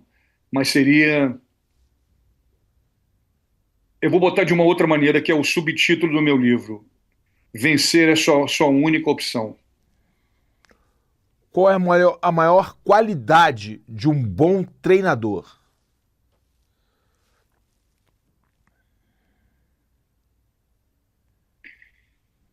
A maior qualidade de um bom treinador é ter esse entendimento de quem é o outro ser humano. Muito bom. Você viu que eu não falei lutador, não falei homem, mulher, o ser humano. Quando você entende o melhor o ser humano, você tem uma clareza maior. Brasil ou os Estados Unidos? Estados Unidos. Muito bom. Pegando um trecho do seu livro, eu vou fazer uma pergunta aqui. A maior luta é contra você mesmo. Explana sobre isso. É sempre contra você mesmo. Você é o seu maior questionador, você é o seu maior cobrador. E, como eu disse para você, eu acredito que, entrando nessa parte, tem tudo a ver com aquilo que a gente estava falando em relação à mudança, em relação a o que pode melhorar, o que deve melhorar. Eu acredito que é muito necessário, independente daquilo que você escolha, a sua carreira, o que você vai fazer, a sua profissão, que você tenha entendimento, mas acima de entendimento, um relacionamento acolhedor com você mesmo. Por quê? Porque você pode virar as costas para qualquer pessoa, para qualquer opinião, para qualquer outro tipo externo, mas você não faz isso com você, né? Você se persegue, você mora com você, se acorda com você. Então eu acredito que, como eu disse, independente daquilo que você escolhe ser ou até ter, primeiro tem que ter esse autoconhecimento. Você tem que saber, e não é por obrigação, né? Porque pelo fato de a gente acordar e dormir com a gente mesmo, pode trazer para a gente uma falsa ideia de que, já que não tem outro jeito, eu tenho que dessa maneira. Não, tem gente que convive consigo próprio e se odeia. É verdade, é visto, não é uma coisa absurda. Porém, tudo funciona menos, tudo funciona desconectado quando você não tem a mínima ideia de quem você é, de que você quer. Não tem a tal o outro. Não tem o outro, tem você. A gente tem essa tendência acho que meio sociedade, né? Que a gente copia, a gente permite que a gente seja influenciado, de que o importante é nós. Não, meu amigo, deixa eu explicar para você da maneira que funciona. O importante é eu, porque eu mais o outro, que é outro eu, fazem um nós. Porque se o outro não fizer, não tem nós. Não tem essa frequência, não tem essa harmonia. Então eu acredito muito, muito, muito, muito que mais do que uma necessidade, mais que uma obrigação, seria um benefício muito grande, né, a gente ter essa completa clareza, não facilidade, porque eu não acredito, Carlão, que nada, absolutamente nada, que você queira construir, que você queira que vire realidade, vai ser fácil. Não vai ser nunca fácil. Você pode ter uma clareza sobre aquilo, sobre aquele ponto, aquele objetivo, aquela meta, mas fácil nunca.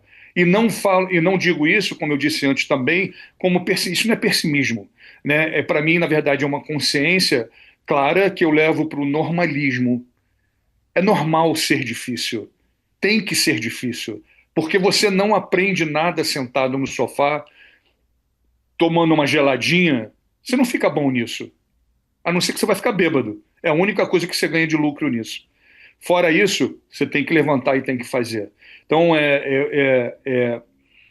muito necessário, e é uma coisa que eu divido nas minhas palestras, que eu também faço isso, né? Como você lê o livro, você disse, eu trago essa mentalidade, né, para a gente quebrar esse mito, né, de que o outro tem sorte, o outro merece, o outro é bom, o outro é talentoso, e na verdade são, né, ilusões escolhidas por nós pela preguiça que a gente tem, primeiro de a gente se conhecer e, consequentemente, de correr atrás daquilo que a gente quer. Perfeito.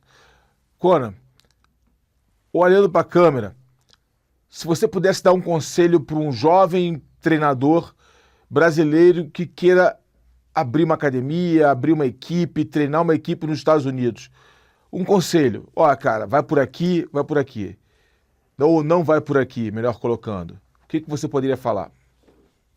Olha só, eu vou dizer para você que o meu conselho vai ser meio contramão. Eu vou dizer o meu conselho é o seguinte: espere, não é esperar porque não vai acontecer, espere que vai ser muito difícil. Vão existir obstáculos, vão existir furacões, vão existir ondas de Nazaré, todo tipo de dificuldade vai acontecer. Porém, quando isso estiver acontecendo e vier a acontecer, o meu melhor conselho para você é que você se pergunte o quanto você quer. Qual é a quantidade da sua vontade? Qual é o seu real desejo? Porque ninguém vai ter essa resposta de dizer para você que a fórmula, que é a direita, que é a esquerda, que você sobe, que você desce. Ou então vai desenhar um mapa para você. É mentira. Não tem mapa, não tem bússola, não tem GPS, tem a insistência, tem a tal da consistência. Se você tem vontade e consistência, para a academia, para o time, para a vitória, para aquilo que você realmente quer que aconteça, vai acontecer. Mas a verdadeira fórmula está nessa pergunta: quanto você realmente quer? Perfeito, Conan. Obrigado pela tua participação. Foi muito bom. Aulas e aulas. Conan, para a gente terminar aqui, eu vou te perguntar rapidamente. Você não sabe como meu coração fica contente.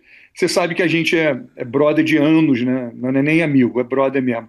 Mas de ter essa oportunidade de bater esse papo com você, para mim eu falo sempre, repito, tu me fala isso toda hora que tu me vê, é verdade. Você é um cara que tem muito prova daquilo que a gente conversou hoje, onde você está, onde você chegou, a tua capacidade de aluno de estudar cada vez mais, né? Eu acredito que deveria ter uma escola para treinadores e professores no Brasil. Você deveria ser o diretor dessa escola. Obrigado, e professor também. Porra, nego, a galera ia aprender muito. Obrigado, Queria irmão. dizer isso. Você também seria professor, seria docente nessa escola. Irmão, só para a gente finalizar aqui, eu vou te perguntar rápido sobre três lutas. Dustin Poirier versus Max Holloway. BMF, quem vence e como? Eu vou dizer para você, logicamente, que eu não teria como, e eu, né, sou suspeito, mas eu vou, Dustin Poirier, eu vou te falar que o cara é um guerrilheiro, ele é. Eu não consigo lembrar de uma luta, você é capaz de até de lembrar, que ele não teve em guerra. Eu acredito que ele já devia ter se aposentado há muito tempo e também deveria ter 400 e 500 sequelas de luta, e não tem. Ele é um cara que a luta escolheu ele e falou assim: meu amigo, você vai ser preparado para guerra. Só tem guerra na carreira dele. Vai ser uma luta pesada. Não posso te dizer um resultado. Eu acredito que ele acaba pegando o Max Holloway, apesar de que eu tenho um respeito, uma admiração enorme por o Max. Eu acho que ele é um lutador também excepcional. Meu amigo, é uma aula. Eu vou botar como aula. Mas o Dustin Poirier que ganha. Lógico. Show. Marvin Vettori versus Brendan Allen. Pô, Carlão. O Marvin tá treinando muito, mas muito, mas muito. Então, eu acredito que vai ser luta dificílima para ele, mas ele consegue, de repente, na decisão. Marcos Bochecha versus Marcos Bochecha Porra, versus cara. Não vou deixar nem tu versus falar. Budai. Vamos lá. Pô, Bochecha, meu camarada. Pô, não tem nem como. Olha só, eu vou dizer para você. Posso brincar um pouquinho? Posso falar? Pode, lógico, pode falar. Bochecha vai finalizar ele, vai largar e para pegar outra vez para finalizar. E vai chamar quem no microfone? Pô, eu não sei, mas eu tenho certeza. Porra, Bochecha, meu amigo, sou fã de carteirinha dele, cara. É um cara excepcional. Não tem nada a ver com o que você falou, mas ele é muito, é um ser humano de outro planeta. Sou fã dele, vai pegar, vai ganhar e vai começar muito bem no UFC. Vai dar muito trabalho para muito pesado ali. Qual o futuro da América Top Team? O futuro da América Top Team está no presente dela, no todo dia. Eu não sei dizer e não tenho como. E vou te falar, não tenho nem muita... Não é preocupação, mas eu não tenho assim uma aflição de saber. Porque o presente da gente é muito o diário, o que acontece. Né? Eu sou uma pessoa muito do dia, do presente. Não existe amanhã se hoje não tiver, né, meu camarada? Então... Hoje, pra gente, o futuro da América do Team está no hoje. Perfeito. Conan, obrigado pela tua participação, obrigado pelo seu tempo. Sei que você está aí na África do Sul, já preparando os caras para perder peso, né? A Dakota, para perder peso, aquele momento final ali tenso. E eles vão lutar em breve, então sucesso aí. Eu também não gosto de dar boa sorte, porque você gosta de sorte, para mim não existe. O que não existe. É trabalho, foco e realização. Então, sucesso aí para os seus atletas. E tamo junto. Muito obrigado. Manda um abraço para a galera aqui da Fight Mode TV. Um abraço para o Fight Mode TV. Abraço apertado, merecedor. Conan Silveira. Falou, irmão. Obrigado. Deus te abençoe aí, cara. Abraço. Toda vez que você precisar, eu tô aqui. É isso, galera. Papo muito bacana. Aulas. Anotou tudo? Reveja. Foi um grande bate-papo aqui com Conan Silveira, o head coach da América Top Team. Espero que você tenha curtido, porque você sabe, aqui na Fight Mode TV, de lutador para lutador, porque aqui o papo é diferente. Tamo junto, até a próxima. Tchau, tchau.